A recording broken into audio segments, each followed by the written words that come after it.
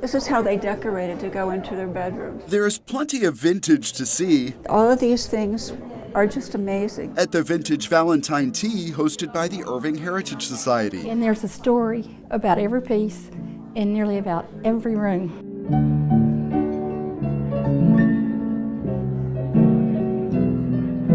The annual event draws a crowd to Irving's Heritage House.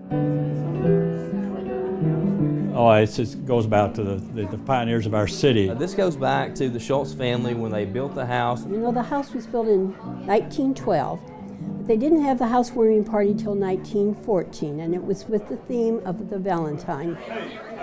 People arrive to celebrate tradition and find out who the society will surprise as Sweetheart of the Year. So I'll have to not share that with you just yet. Stick around for that, but along with all that is old and traditional. And this is how they washed up in the morning. There are also some new things to notice. It is rewarding. The City of Irving's capital improvement team just completed several projects here. The first thing that we did was repair the foundation. Along with foundation work, contractors painted the house and put on a new roof.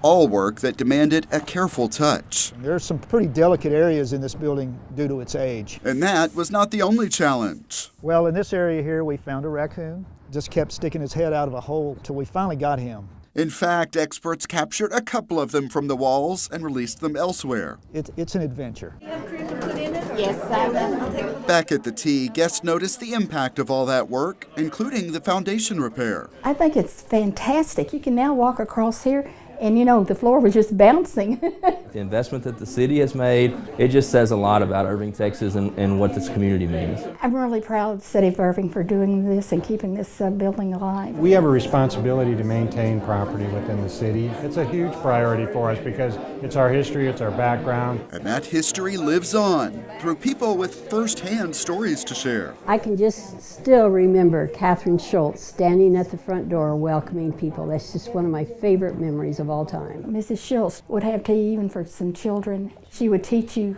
how to do a proper tea. You didn't even realize you were being taught things, you know, and it was just so much fun. So we just want to keep it. And she actually used this. At this event, they share those practices of the Schultze family. We have all of the recipes that she used in that day. That's what's out on the table. Some of us get older and bring in the young ones and be sure the history is maintained and the story gets told. That's beautiful.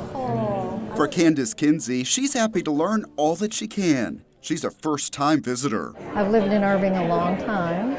I was probably about 6, so quite a long time. And I haven't ever been here. I haven't ever taken the time to come.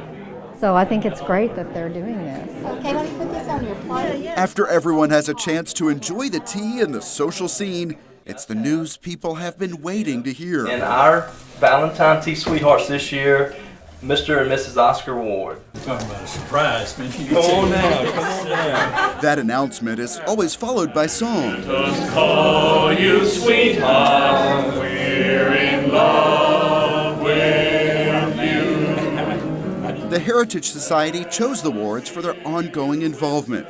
On the long list, Kay Ward is a past president of the group. And they just donated this flagpole. It now stands in the front yard of the Heritage House. Thank you so much. I've enjoyed every moment. It is another chapter for history and another story to tell, originating from Irving's Heritage House. It's always important to remember our history. Thomas Gandy for City Source.